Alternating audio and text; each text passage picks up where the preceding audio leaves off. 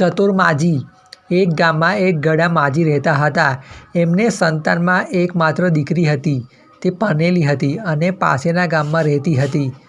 એક દિવસ માજીએ એની દીકરીને મળવાનું જવાનું નક્કી કર્યું. એ ગામમાં જવા માટે એક જંગલમાંથી પસાર થવું પડતું હતું.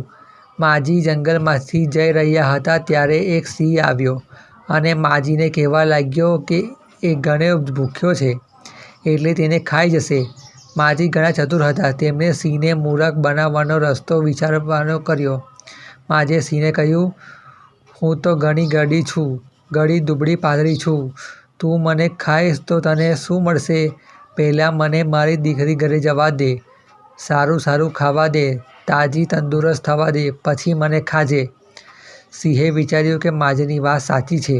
આવા દુબળા પાતળા માજીને અત્યારે ખાશે તો એને કશું નહીં મળે, માત્ર હાડકાં જ ખાવા મળશે. એના બદલે માજી દીકરીને ઘરે જઈને આવે પછી ખાય તો એને થોડા લોહી માંસ પણ મળશે.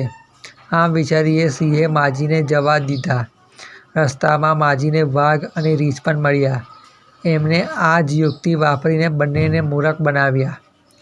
દીકરીને ઘરે થોડા દિવસ રહ્યા પછી માજીએ પોતાના ઘરે પાછા ફરવાનો વિચાર કર્યો. માજી જાણતા હતા કે એમને સિંહ, વાઘ અને રીંછ મળશે અને મારી નાખશે. એમણે એક યુક્તિ વાપરીને મોટી ગોળ કોઠી બનાવી. માજી કોઠીમાં બેસી ગયા અને કોઠીને અંદરથી ગબડાવતા ગબડાવતા જવા લાગ્યા. જંગલમાં સિંહે આ ગબડતી કોઠી જોઈ. સિંહે કોઠીને પૂછ્યું, તે પેલા માજીને જોયા છે જે એની દીકરીને ગામે ગયા છે? ચતુર માજીએ અવાજ બદલીને કોઠીની અંદરથી જવાબ આપ્યો, કઈ માજી, કયું ગામ? ચાલ કોઠીએ આપને ગામ. આમ કહીને એમણે કોઠીને અંદરથી ધક્કો મારીને ગબડાવવા માંડી. સિંહ આવી પોતાની મેળે જ ગબડતી કોઠી જોઈને ગભરાઈ ગયો અને રસ્તામાંથી ખસી ગયો.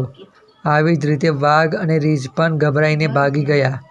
ચતુર માજી સહી સલામત પોતાને ઘરે પહોંચી ગયા.